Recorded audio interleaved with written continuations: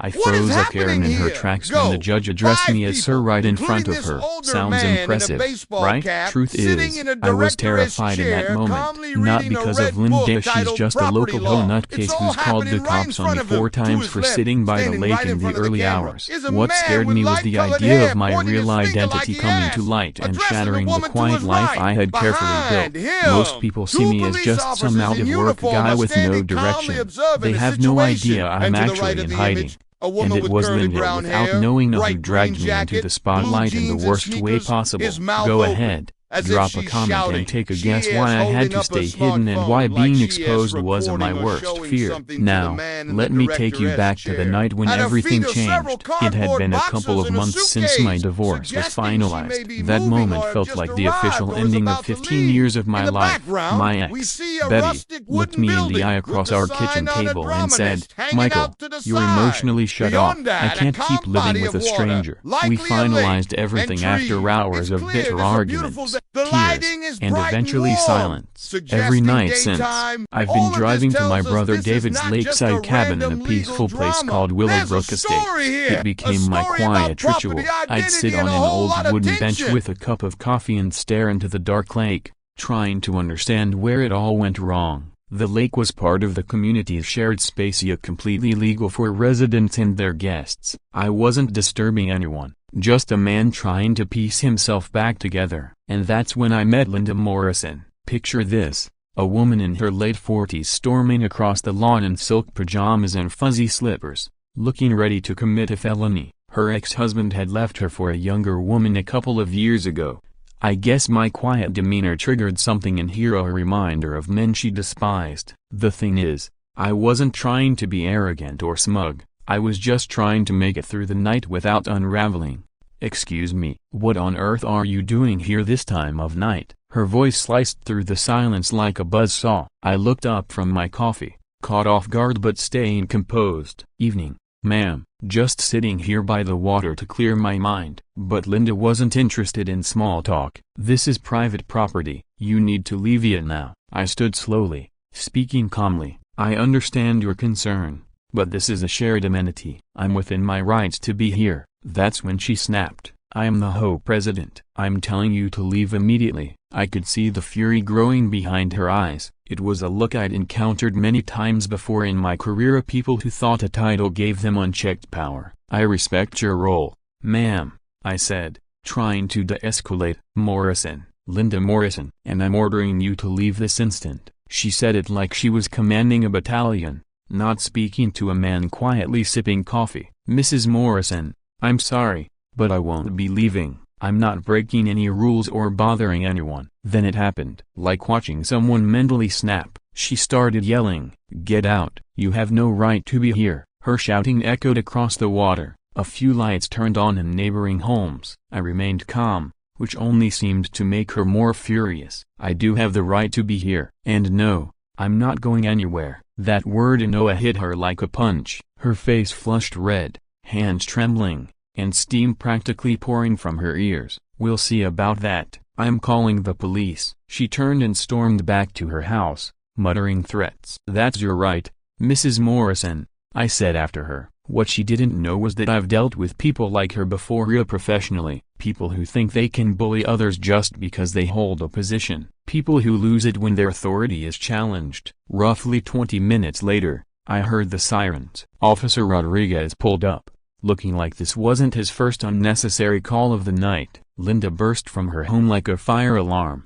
pointing at me. "That man, he's trespassing. I told him several times to leave and he wouldn't. He's disrespecting HOA rules." The officer came over to me while Linda kept ranting. "Sir, can you explain this situation?" I stood up respectfully. "Evening, officer. I'm sitting in a community shared space for some quiet time." She insisted I leave, but I believe I'm within my legal rights. Rodriguez pulled out his tablet and checked the property records. After a few minutes, he looked up with that familiar expression of someone realizing their time's been wasted. "Ma'am, according to county records, this area is indeed designated as shared space. As long as he's not making noise or violating posted rules, he's allowed to be here." Linda's jaw dropped. "But I'm the HOA president. I told him to leave." The officer sighed. "Ma'am, Being HOA president doesn't give you the authority to remove someone from shared property. You could see her entire world unraveling. She thought this would be simple.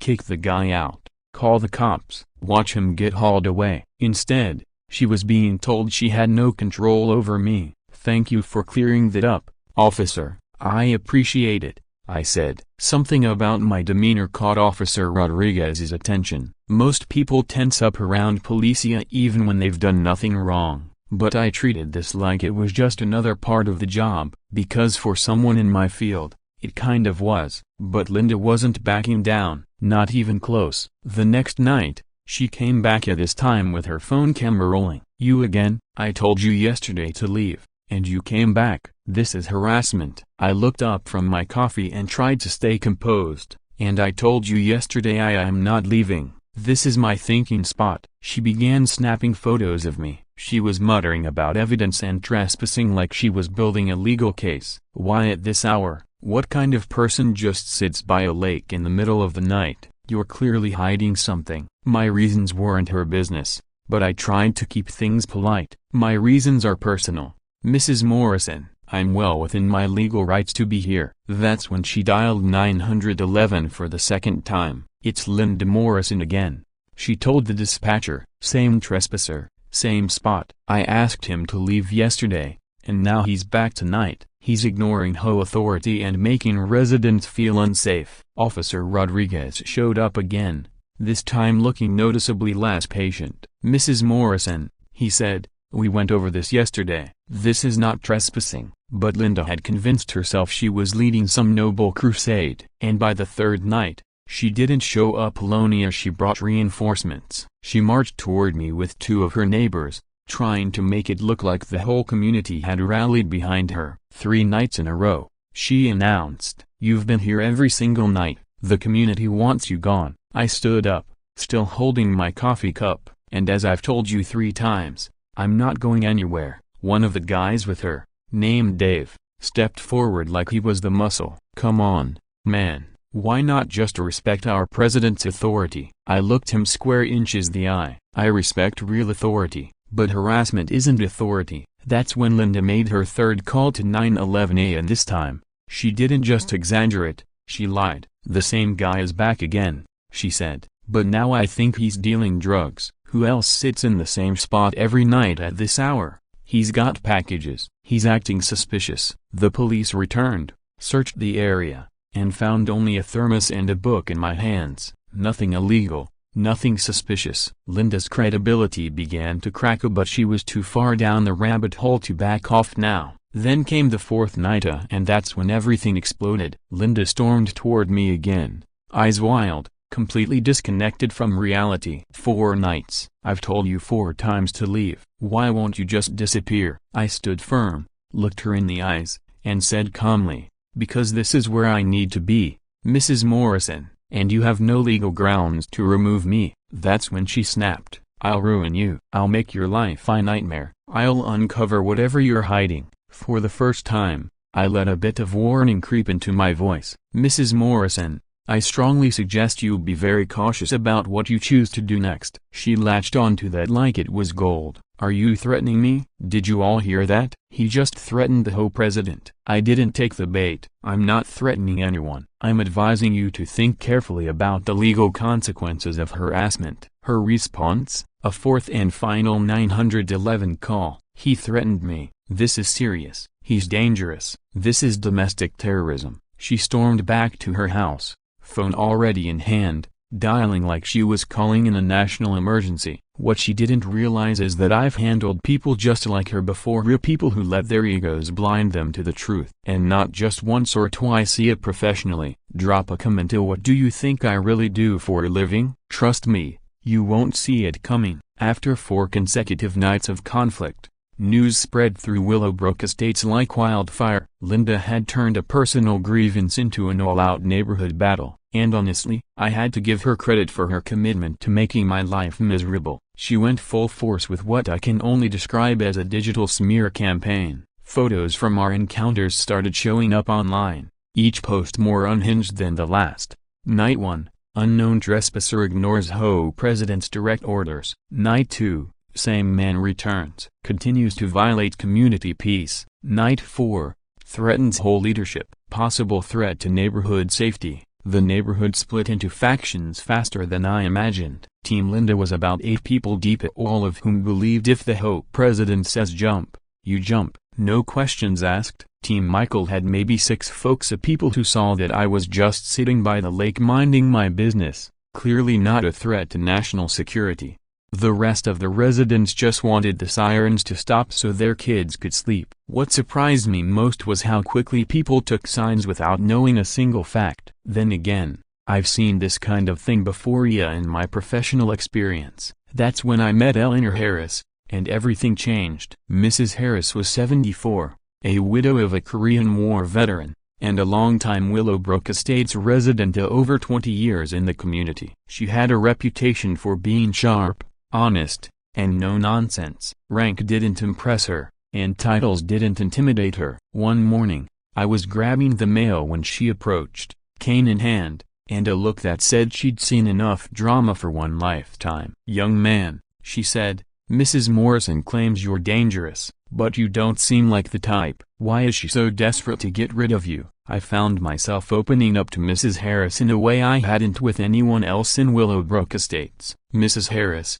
I said quietly, "I'm going through a rough divorce. I come here at this exact time because that's when the court officially ended my marriage. It's the only moment I can think clearly, feel the weight, and not completely fall apart." She nodded, not just as someone hearing me, but as someone who truly understood the meaning between the words. "I get it," she said gently. "When my husband passed, I needed a special place to grieve, too. And now Mrs. Morrison wants to take that space away from you." There was something in her tone that struck me. This wasn't just about a lakeside bench anymore. It was about protecting the right to grieve, to heal, to exist. "I'm not letting anyone take that from me, Mrs. Harris. Some things are worth standing up for. A broken bar even when you're exhausted." She gave my arm a firm pat, stronger than I expected from someone her age. "Good," she said. "In the military, I learned there are times when holding your ground is the only way to stop bullies from taking everything from everyone." Her words hit me harder than she probably knew.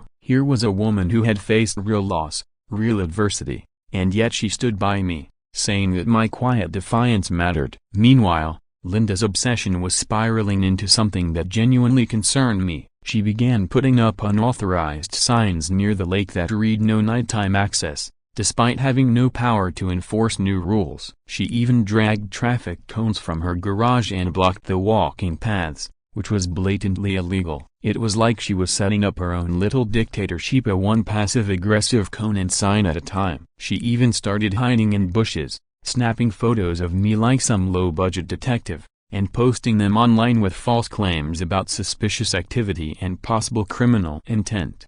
What Linda didn't realize was that I was keeping my own records, too. Every unauthorized sign she planted, every photo taken without consent, every borderline defamatory post documented. Screenshots, audio files, date-stamped logs. Funny how certain instincts from work never really go away. Neighbors started noticing my calm, calculated handling of the situation, and questions began to stir. Why does he document everything like a lawyer? Why doesn't he ever lose his cool? Why is he so precise, like he's trained for this kind of stuff? The pressure was building fast. Linda called for an emergency home meeting. She framed me as some danger to property values and neighborhood peace. "This man," she said, pointing to a printed photo of me, "thinks he can ignore our community leadership. He shows up every night like he owns the place. Just like my ex-husband used to disregard everything I said in our own home." That last comment gave away more than she meant to. I noticed the shift in the room and neighbors exchanging glances,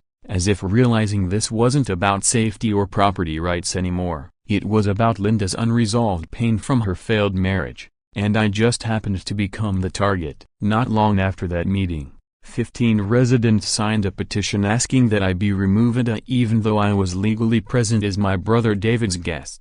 Reading those names stung more than I expected. These were people I'd greeted every morning, people I'd helped carry groceries, people I'd thought were, at the very least, decent. But fear has a way of twisting good people into something unrecognizable. And Linda knew how to feed that fear perfectly. That night, feeling defeated, I called David. Maybe I should just leave, I told him. I came here to find peace and not to end up in the middle of a neighborhood war. David listened quietly before responding. Mike, you've spent your whole career standing up to power-hungry people. Don't let one unstable woman scare you off. This isn't just about you anymore. You're showing people what it looks like to stand firm with dignity. The next morning, there was a knock on the door. It was Mrs. Harris, holding a container of homemade soup and a folded note. The note read, "Don't let broken people break you. Some of us see who you truly are. You're showing this community what strength with respect really looks like." I read it over slowly while eating her soup,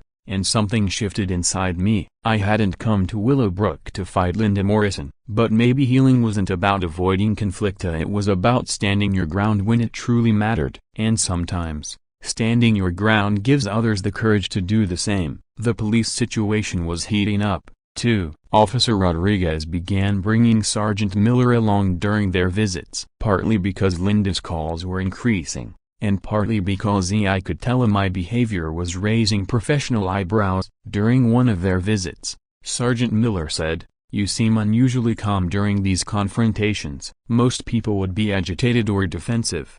I gave a simple, honest answer. "I've dealt with difficult people before, Sergeant. I believe in staying calm and following proper procedure." What both officers didn't say, but I could tell they noticed, was how I carried myself, my body language, my wording, even the way I responded to police. All of it resembled someone who had been trained. I wasn't just acting like a calm neighbor, I was behaving like someone who knew exactly how this all worked. "You seem to know your rights very well," Officer Rodriguez commented during one of our later interactions. "I think everyone should know their rights," I replied truthfully, but I knew that wasn't really what he was asking. By that point, the neighborhood's curiosity about me had turned into a full-on background check. People were openly speculating about my job, why I never lost my cool, how I seemed to understand legal procedures inside and out, and why the police treated me with noticeable respect while barely tolerating Linda.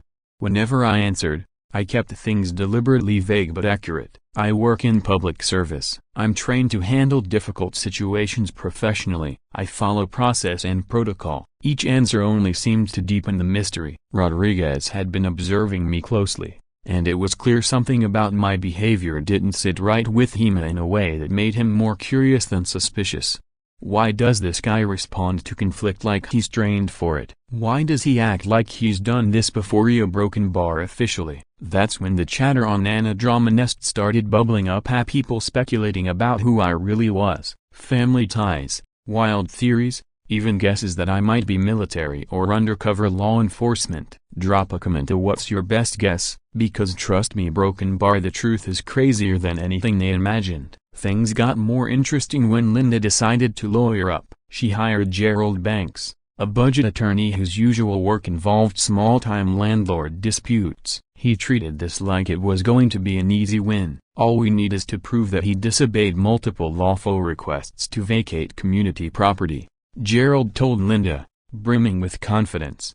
"Simple case. We'll have him banned from the neighborhood and maybe even booked for ignoring HOA directives." Linda was practically glowing, already preparing her self-congratulatory speech for the next HOA meeting. But that glow disappeared the moment I walked into the courthouse accompanied by Rebecca Chena from Morrison Phillips Associates, one of the most respected law firms in the city.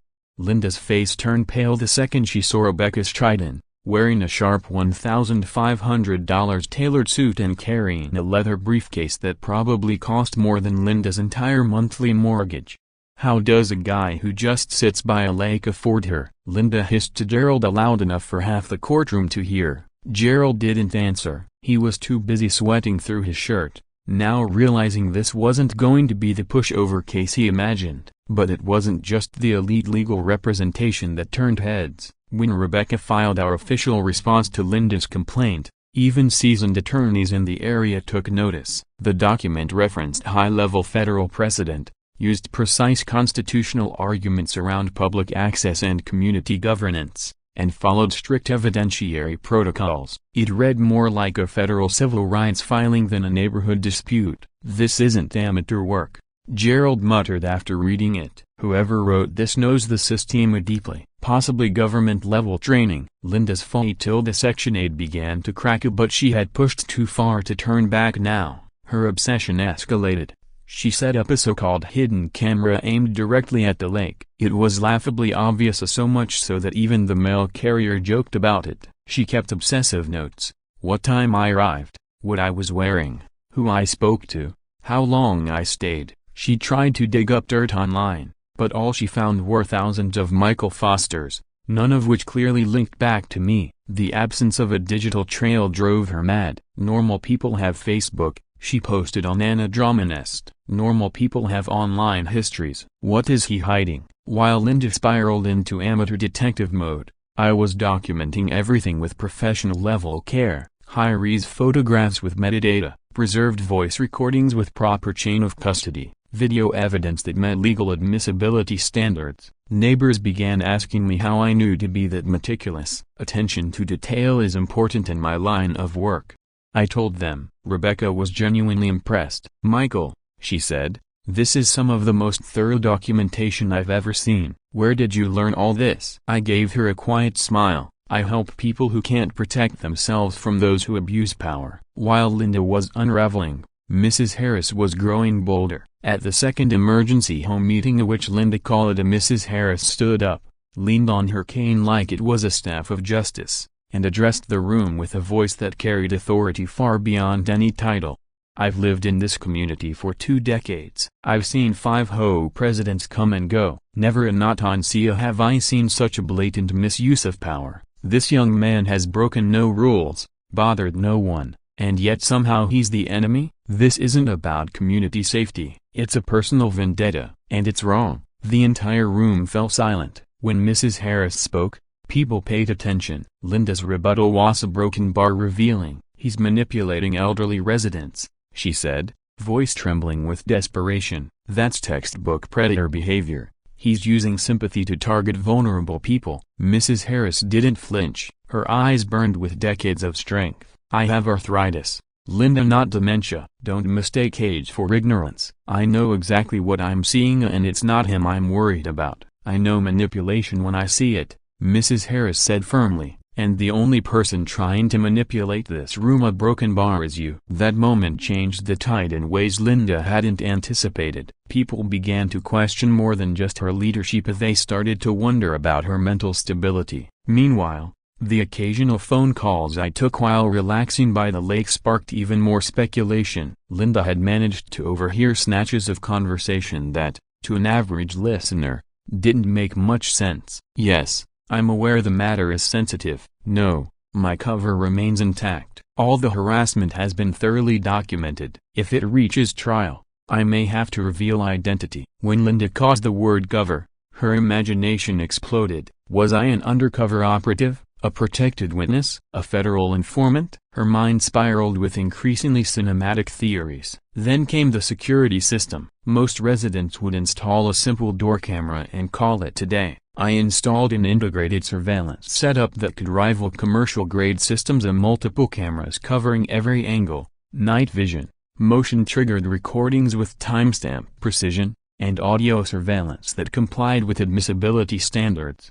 "That's not home security," one neighbor whispered. "That's a full-scale surveillance operation." They weren't wrong, a broken bar, but they weren't asking the real question: why would someone need security that detailed? Linda, undeterred, entered what I can only call her private investigator phase. She burned her last $2,000 hiring a PI known for catching cheating spouses. His findings were underwhelming and, to Linda, deeply suspicious. Subject has no notable digital footprint, no social media, minimal address history, employment records appear classified. The investigator's summary: possible government employment or inclusion in a witness protection program. A red flag for most. But for Linda, a green light to dig deeper. She now believed she was on the verge of uncovering a massive conspiracy. But what truly triggered legal circles into taking notice was the quality of our legal briefs. Once our formal filings hit the clerk's desk, local lawyers started whispering, Who filed this? Where did this person train? Every legal citation was flawlessly formatted. Federal precedents were used correctly. The document followed criminal-level evidence standards, something rarely seen in HOA disputes. Gerald Banks was overwhelmed. "Linda," he muttered, clearly panicked, "this is way out of my league. I think we're about to learn who this guy really is, a broken bar, and I don't think we'll like it." On the night before our hearing, Linda made a last-ditch effort to rattle me. She marched down to the lake with 2 of her closest followers in tow, looking like she was leading some neighborhood crusade. "Tomorrow, I expose you," she declared. "Whatever you're hiding, whoever you really are, everyone will know." I calmly looked up from my coffee, keeping my face neutral even as I prepared internally for the public unraveling of my private life. "Mrs. Morrison," I replied coolly, "you may want to consider your actions carefully. Judges don't respond kindly to harassment tactics, and they have even less patience for those who waste the court's time with baseless accusations." Linda took that as a threat, which is exactly what I expected. "How do you know what judges think?" she snapped. "How do you know federal procedures, legal codes?" Her voice rose with each question. I stood up slowly, drained the last sip of my coffee, and said quietly, "Good night, Mrs. Morrison. I'll see you in court." The calm certainty in my voice, the total lack of fear, should have told her everything, but it didn't. The next morning, she stood frozen, staring at the organized, airtight evidence in our folders. Her hands trembled. Her lawyer leaned in and whispered, "This is professional work. Whoever this guy really is, we're about to find out, and I don't think we're going to enjoy the answer. Drop your boldest guess in the comments. Who do you think I am? I promise, what's revealed in that courtroom, a broken bar, will blow your mind." Stepping into the courtroom felt like walking onto a stage I knew well, though never from this side of the bench. Presiding over the case was Judge Sandra Kima, a no-nonsense jurist with over a decade on the federal bench. She had a reputation for cutting through harassment claims with surgical precision and zero tolerance for legal games. The gallery was filled with around 30 neighbors, split evenly between Linda's supporters and those who had started to question her narrative. Local media had picked up the story. The headlines read, "HOA President vs. the Mysterious Resident." Exactly the kind of media frenzy Linda craved, and exactly what I tried to avoid. Channel 7's courthouse correspondent was in the back row, expecting a dull civic drama, but the presence of top-tier legal representation on both sides and the packed courtroom told her this wasn't going to be a routine hearing. Rebecca sat beside me, calmly flipping through our evidence folders, which were significantly thicker and more thorough than anything Gerald had brought. Gerald Banks had done what he could to prepare Linda's case. Unfortunately for her, her opening testimony turned into a spectacular act of self-sabotage. Although Gerald had advised her to stick strictly to facts, Linda couldn't resist turning the courtroom into a stage for personal drama. "Your Honor," she began, her voice trembling with self-righteous fury, "this man defied my lawful instructions as HOA president to leave the community lake area. I told him to leave on 4 different evenings, and each time he just looked at me and said, 'No.' Who does that? Who refuses a direct order from legitimate community leadership?" Her indignation was practically vibrating off her, as if her title automatically gave her authority over everything and everyone in Willowbrook Estates. But Judge Kim's first question should have snapped her back to reality. "Mrs. Morrison, can you point out exactly which community bylaws the defendant violated?" Linda began shuffling through her stack of papers, clearly flustered. Gerald hadn't prepared her for such a basic question. "Well, a broken bar, not written rules." "Exactly," she stammered, "but I do have the authority as HOA president to maintain peace and protect the safety of the residents." Judge Kim leaned forward slightly. "Authority granted by whom, and documented where, specifically?" And just like that, Linda had admitted that her so-called authority to remove me was based on nothing more than her imagination. Then came Rebecca's turn. Her cross-examination was surgical in its precision. She walked the court through our evidence chronologically, starting with clear audio recordings of all 4 incidents at the lake. Each one proved Linda was the aggressor, while I remained calm and respectful throughout. Then she presented footage showing Linda putting up unauthorized signs and installing illegal surveillance cameras, a behavior that portrayed her as spiteful and overreaching. Finally, She revealed documentation of Linda's social media posts, spiteful rants, false claims, and a digital pattern of harassment. This wasn't about community safety. This was personal obsession, laid bare. By the end of Rebecca's presentation, Linda looked like someone who had been caught doing the very things she was accusing me of. But the turning point came during the community testimony segment. Mrs. Harris, a longtime resident, took the stand in her Sunday best.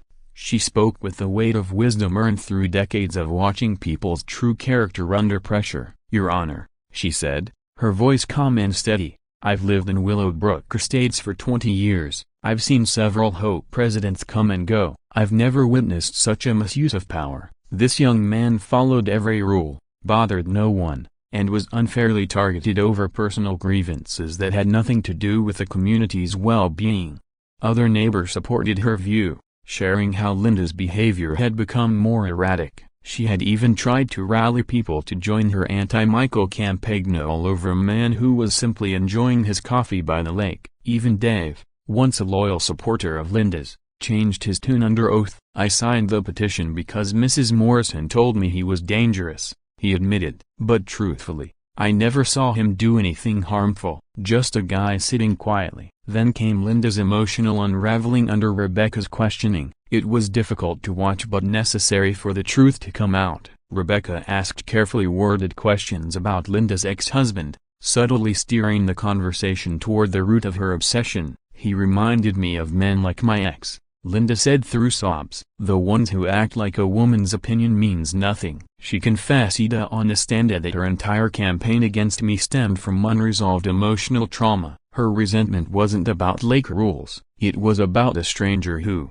in her mind, resembled the man who hurt her. The entire courtroom could see Linda had projected her pain onto the wrong person. Judge Kim's curiosity about my background began to surface. "Mr. Foster," she said, eyeing me carefully, "your legal presentation and level of documentation are unusually sophisticated for a neighborhood conflict. What do you do professionally?" I gave my usual answer, vague, but not dishonest. "I work in public service, focusing on cases involving abuse of authority." She narrowed her gaze. "What kind of public service requires this depth of legal knowledge and evidence-gathering skill?" The atmosphere shifted. Everyone in the courtroom was suddenly focused on me. "Your Honor," I said steadily, "my role involves helping prosecute individuals who exploit their positions to harm those with less power." It was true, just not the full picture. Judge Kim studied me, clearly trying to place me. There was something in my tone, in the way I carried myself, that felt familiar to her. "Mr. Foster," she asked, "have we ever met in a professional context?" I kept my face unreadable. "I've appeared before many federal judges in my line of work, Your Honor." Sensing she was losing control of the case, Gerald Banks made a last-ditch effort to attack my credibility. "Your Honor," he said, "Mr. Foster refuses to disclose his full identity or profession. That's not normal. Normal people don't keep their careers secret or show up to a neighborhood dispute with this level of legal firepower. What exactly is he hiding from this court, a broken bar in this community?" That's when Linda perked up from her emotional slump, eyes lighting up like she saw an opening. "Yes," she snapped, "make him tell us. What's he hiding? Why won't he just say who he really is? Does he even have a real job like normal people?" Linda muttered. That's when Judge Kim made the decision that would shift the entire course of events. "Mr. Foster," she said firmly, "in light of the ongoing concerns regarding your identity, I'm going to need you to clearly state your professional role for the court record." The room fell into complete silence. Rebecca gave me a small note as she knew this moment would be the one that closed the case for good. I rose slowly, aware that every single person in the room had their eyes fixed on me. "Your Honor," I said, steady and calm, "I had hoped this matter could be resolved without needing to bring my professional background into it. But to eliminate any remaining doubt, a broken bar, I reached into my pocket, pulled out my wallet, and retrieved the federal badge and ID I'd carried for over a decade. The leather case made a subtle sound as it opened, but in the quiet courtroom, it echoed like thunder. Judge Kim took the credentials, studying them closely. I watched her expression evolve from interest, to realization, to stunned disbelief. She looked at me, then at the badge, then back again, as though struggling to accept what she was seeing. Linda's eyes were locked on Judge Kim's face, desperate to decipher what had just changed in the room but clueless about what was coming. Gerald Banks had gone ghost white and was muttering something under his breath, possibly a prayer. Even the court reporter had frozen mid-sentence, leaning forward in stunned silence. Mrs. Harris, however, sat back with a proud little smile. She'd clearly suspected all along that I wasn't just some quiet man by a lake. Judge Kim set the badge down gently on her desk and turned to Linda, now with the same expression she used when addressing defendants who had just confessed to a federal offense. "Mrs. Morrison," she said slowly, "you need to grasp exactly who it is you've been harassing at 3 a.m. every night." The air in the courtroom grew so heavy, you could hear people's breath. Linda's face was losing color rapidly, and whatever she had imagined was about to be shattered completely. I took a deep breath and spoke the words that would unravel her entire narrative. "Your Honor," I said clearly, "I am Michael Foster, Senior Federal Prosecutor with the United States Department of Justice, Financial Crimes Division."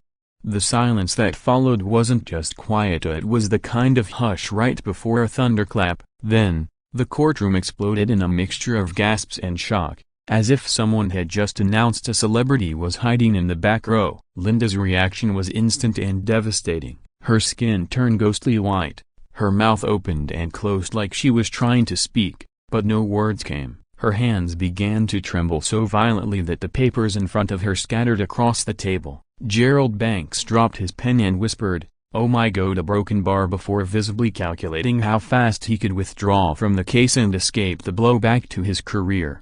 Mrs. Harris, by contrast, beamed. "I knew it," she whispered to herself, proud that her instincts had been correct. She had sensed from the beginning that I wasn't an ordinary neighbor, I was someone trained to deal with abuse of power. The entire gallery erupted of people whispering, texting furiously, jaws dropping. Even the court reporter stopped typing and just stared at me like I had just stepped out of a movie screen. And then, the unthinkable happened.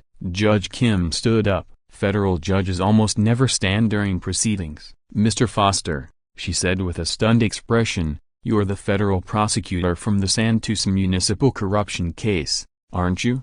I nodded once. "Yes, Your Honor." Her reaction shifted from shock to full recognition, almost reverence. "The same prosecutor who recovered over $70 million for defrauded elderly citizens, a broken bar, and put 15 corrupt city officials behind bars?" "That's correct, Your Honor." The courtroom shook with the weight of the irony. Judge Kim turned back to Linda, her gaze now cold as steel. "Mrs. Morrison," she said, her voice like a hammer, "do you have any idea what you've done? You've spent months harassing a federal prosecutor who specializes in dismantling exactly the kind of misconduct you've been engaging in."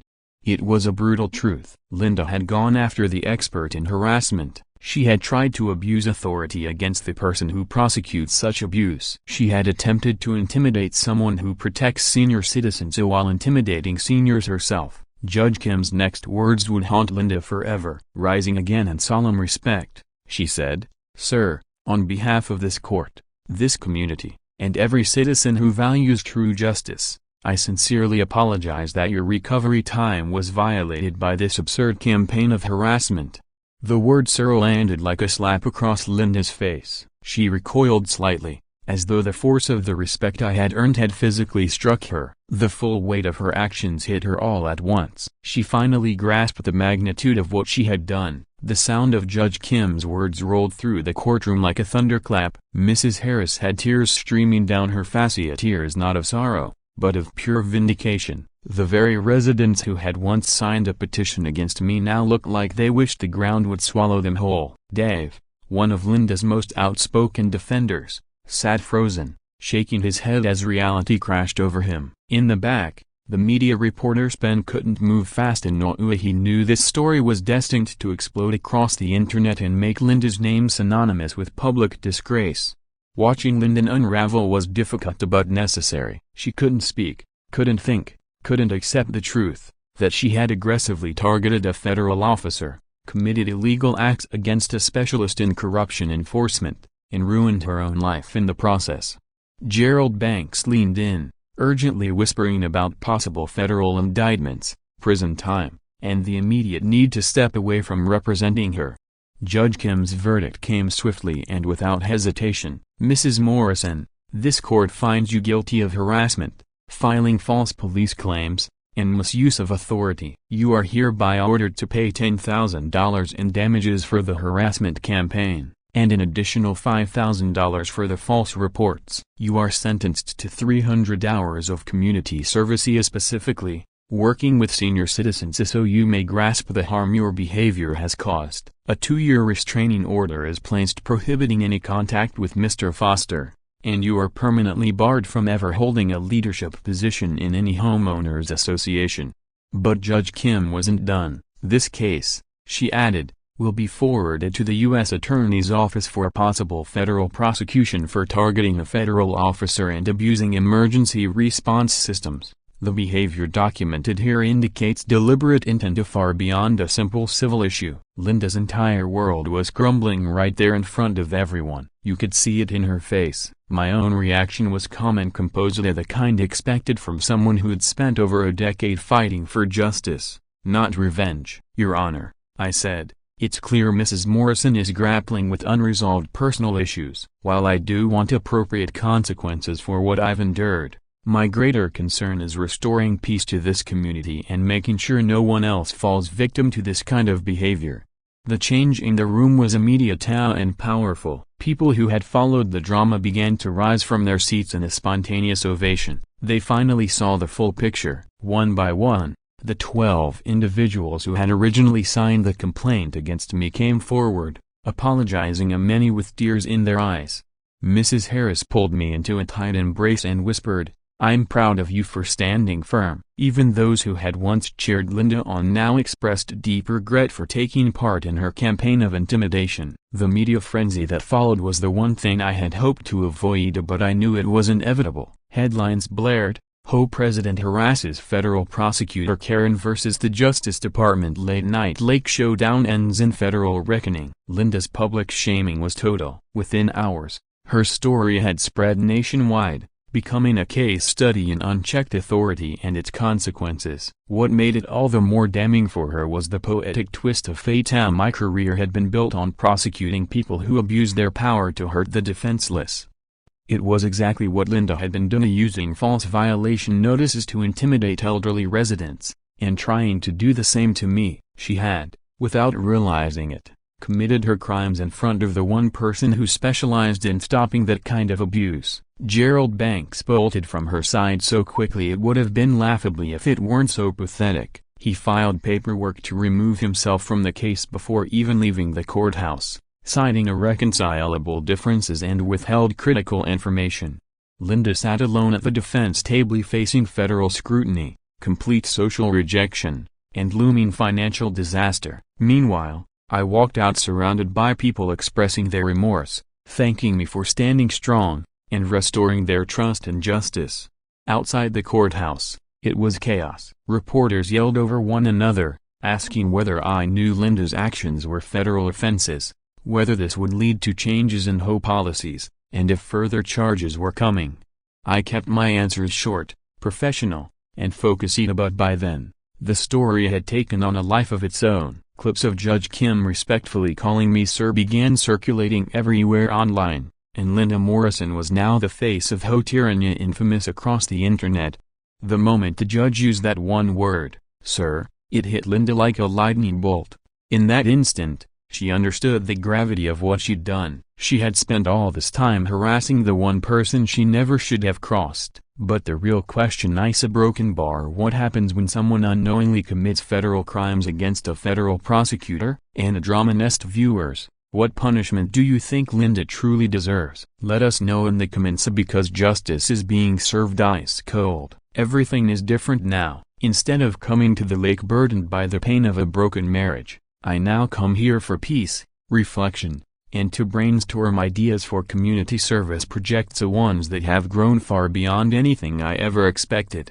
Mrs. Harris often joins me for morning coffee, and together we've helped build something beautiful from the ashes of Linda's destructive behavior. The healing across the neighborhood has been nothing short of inspiring. The residents came together and unanimously chose Mrs. Harris to lead the HOA With 2 decades of wisdom and a reputation for fairness, she brought integrity back to a position once twisted by ego and vendettas. She didn't waste time. Mrs. Harris rolled out solid anti-harassment policies to protect every resident from the kind of mistreatment Linda had carried out. She also started regular coffee gatherings and open community forums as safe spaces where disagreements could be discussed before turning into conflict.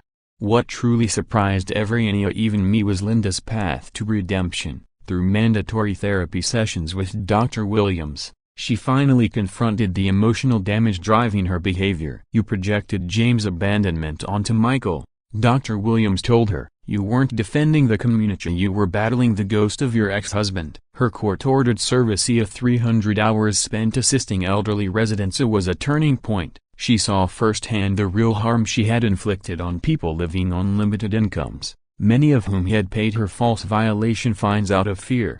At the annual home meeting, Linda delivered a public apology that was truly heartfelt. "I saw my ex-husband's betrayal in every self-assured man who didn't bow to my demands," she admitted. "Michael became the target of wounds I never addressed. I let my pain tear this community apart, but now I'm getting professional help and doing my best to repair the trust I broke." Professionally, my journey also took a powerful turn. I was offered a promotion to head a national task force focused on prosecuting corruption, but instead, I asked for a post in a local victim advocacy program. I told my supervisor, "Mrs. Harris has taught me more about real justice in a few months than law school ever did." True justice happens where people live in neighborhoods, among neighbors where misuse of power leaves real scars. Today, I work on developing federal-level anti-harassment strategies specifically for HOA disputes. It's meaningful, grounded work and it began right here,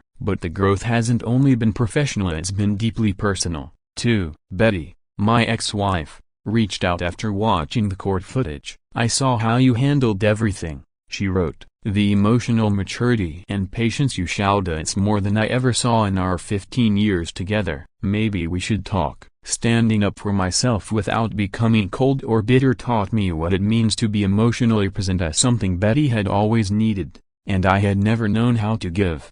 Mrs. Harris's influence has reached far beyond Willowbrook. Her courage to stand by me, even when the community turned against us, has inspired older residents in other areas to speak up against mistreatment.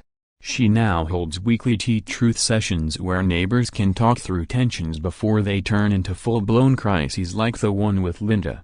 Her motto has become a beacon for other HOA communities across several states: kindness over control, understanding over judgment, courage over comfort. This message of healing has resonated across the country. When reporters ask what the takeaway from the Anna Drama-Nest story is, I always say, hurt people, but healed people can end that cycle. My own grief from divorce, combined with Linda's unprocessed pain, could have destroyed our entire community. But with guidance, accountability, and compassion, we found healing it together. The story was eventually studied in conflict resolution workshops and training programs across the nation. To honor that progress, we launched Michael Foster Community Service Day, not as a celebration of Linda's defeat, but as a tribute to how far our neighborhood has come. We no longer live in fear, we live in community. At the event, Linda took the microphone and addressed the crowd not with excuses, but with vulnerability and growth. "Last year, I called 911 and claimed a man was dangerous," she said. "And I was right, but not in the way I thought. Michael Foster is dangerous to hatred, to bitterness, to every part of me that tried to control others out of fear. He's dangerous to injustice. He's dangerous to bullying." Some people believe power is meant to control or harm, but real strength lies in helping others. The dedication of the Lakeside Memorial Bench felt like the perfect way to bring our journey full circle. It honored Michael Foster and the quiet strength he showed, proving that courage and integrity can truly reshape a community. Mrs. Harris's speech during the dedication summed it up perfectly. "Michael had every legal tool to completely ruin Linda," she said, "but instead, he chose to guide this neighborhood toward healing. That's what real justice looks like, not revenge, but restoration." To anyone facing similar situations, here's what I've learned: When someone tells you to leave a place you belong in, don't. Sometimes the strongest answer is a quiet but firm number. And more importantly, when you see someone being targeted, don't remain silent. Mrs. Harris's decision to speak up for me changed everything. Be someone's Mrs. Harris. Stand beside those who are standing up for what's right. And for those wondering if there would be more to the Anna drama nest story, it came in the form of a phone call. Michael, this is Judge Kim. There's another HOA issue, this one in Jacksonville. A disabled veteran is being harassed by the board over his service dog. They're threatening to evict him, and he's desperate. We need someone with your experience in confronting power abuse. I looked out at the calm lake, then over at Mrs. Harris's porch, where her lights were still and not probably writing letters to help another struggling community. Send me the details, Your Honor, I replied. Some battles are still worth fighting. Just then, Mrs. Harris appeared beside me with 2 mugs of coffee.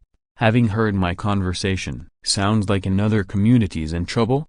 She asked with a knowing smile. Seems so. You up for another mission? Teach more people how to take a stand? At my age, she said, what else would I do? Let's go fix another neighborhood. Outro. Welcome to Echo Stories 3002. What happens when corrupt HOA boards cross paths with someone who's made it their mission to protect others from bullies? Share your thoughts in the comments, because this journey isn't over. This isn't just a tale about one HOA president facing the consequences. It's about realizing what true power means. It's not about titles, control, or making people's lives harder.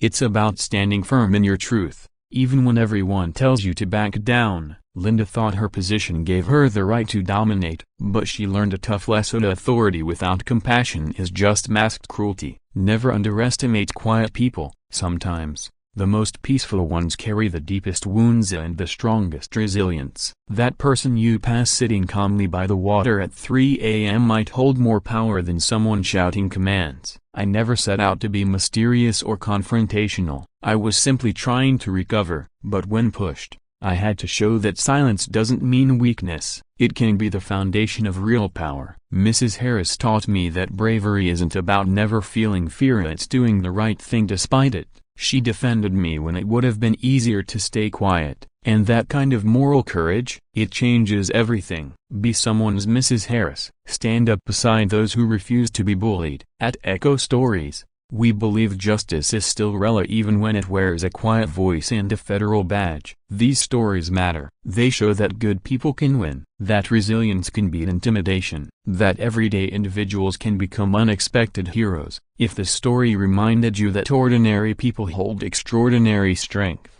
tap that like button. It lets us know this content speaks to you. I'm Michael, and I'll see you in the next video where we share another powerful story about people discovering how strong they truly are. Until then, never underestimate the quiet Honeza, and always stand for what's right, even when it's hard. The end? Not quite, because Anna Drama Nest always has one more twist waiting in the next chapter. So hit subscribe, tap like, and stay with us.